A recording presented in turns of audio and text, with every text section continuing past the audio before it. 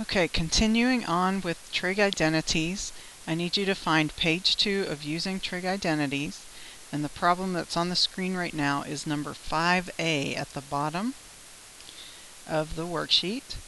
Okay, so we are going to look at what we would need to do to simplify this problem. And the first thing I want you to notice on this problem is that there are 3 different trig functions here. We've got sine, we've got tangent, and we've got cosine.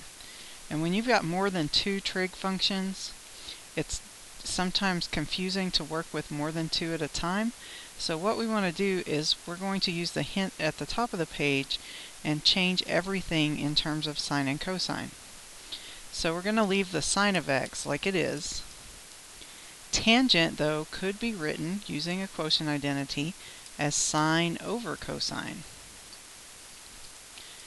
And since that's a fraction, I'm going to put the first sine over 1.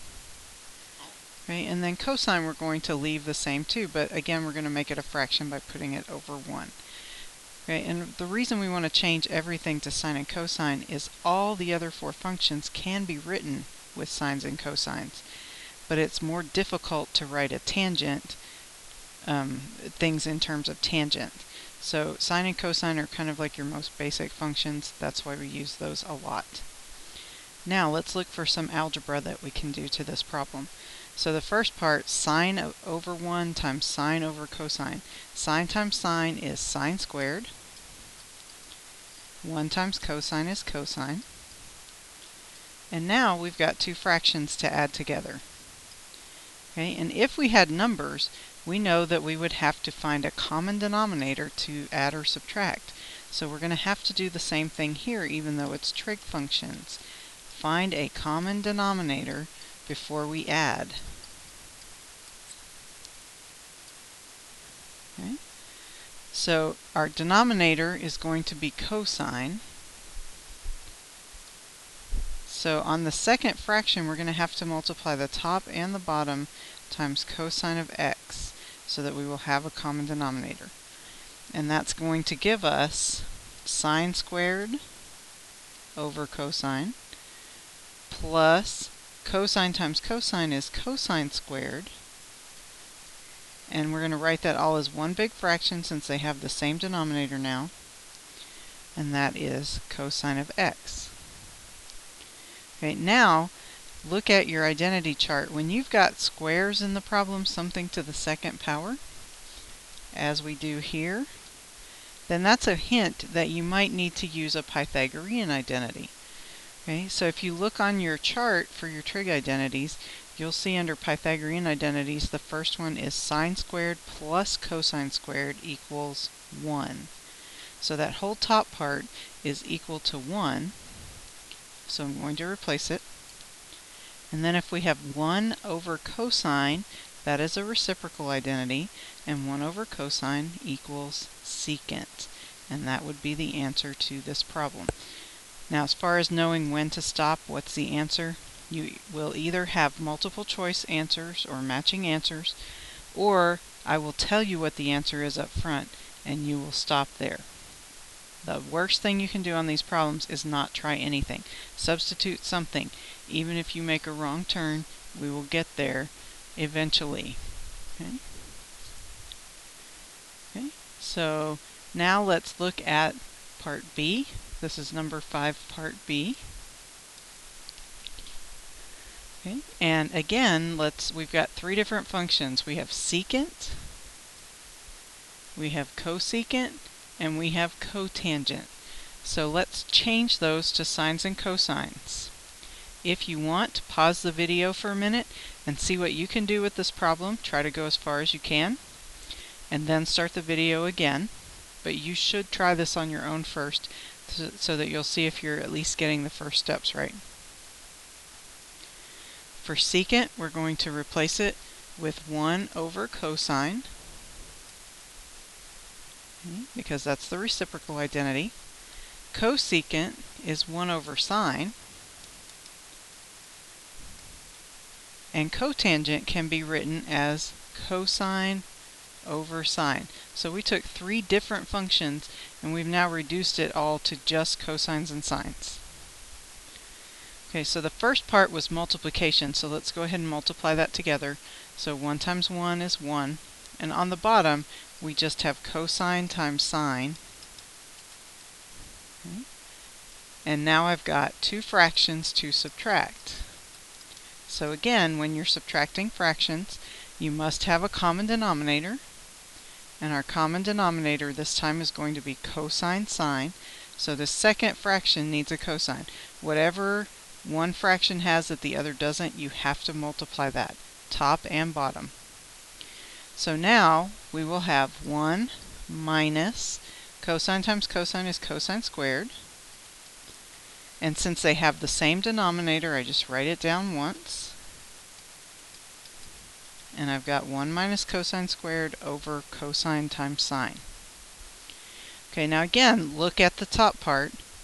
And anytime you've got squares, you might want to think about your Pythagorean identities. Okay, now that one won't necessarily be on your list like it is, but remember, sine squared plus cosine squared is equal to 1.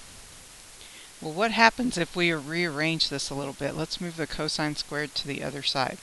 That would give me sine squared equals 1 minus cosine squared. Okay. And since we had 1 minus cosine squared on the top of our fraction, let's replace that with sine squared. So now I have sine squared over cosine times sine. And since I have the same function top and bottom and there's no adding or subtracting, I'm going to simplify a little bit by canceling one of the signs on the top and the sign on the bottom, which leaves me with sine over cosine. And that is the quotient identity for tangent.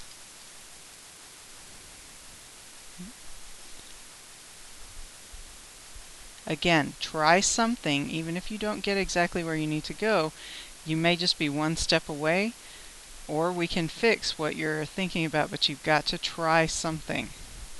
Okay, you should also have one more sheet of notes, and that is the one it should be a pink piece of paper that says alternate forms of the trig identities or the Pythagorean identities.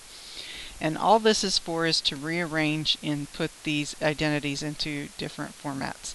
So just like on the last question, we took sine squared plus cosine squared equals 1 and wrote it as sine squared equals 1 minus cosine squared. Okay. We could also rearrange that so that we have cosine squared by itself, and cosine squared would be equal to 1 minus sine squared if I move the sine squared to the other side. So those are three different forms of the same identity, but sometimes one form will help you in working a problem more than another one. Okay, let's do the same thing for the other two identities. So in the second one, if I want cotangent squared by itself, I would have to subtract 1 from both sides, which would give me cosecant squared minus 1.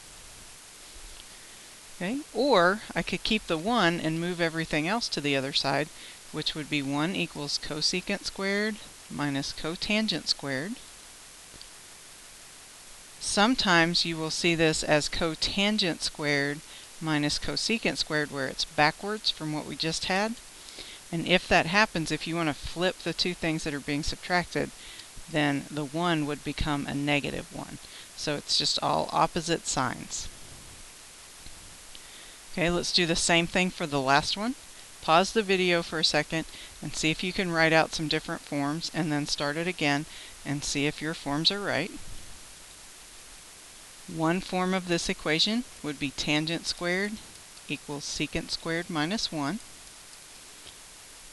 We could also write it as 1 equals secant squared minus tangent squared.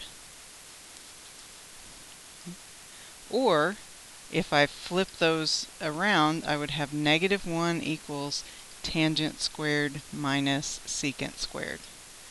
So those are all forms of the same equation.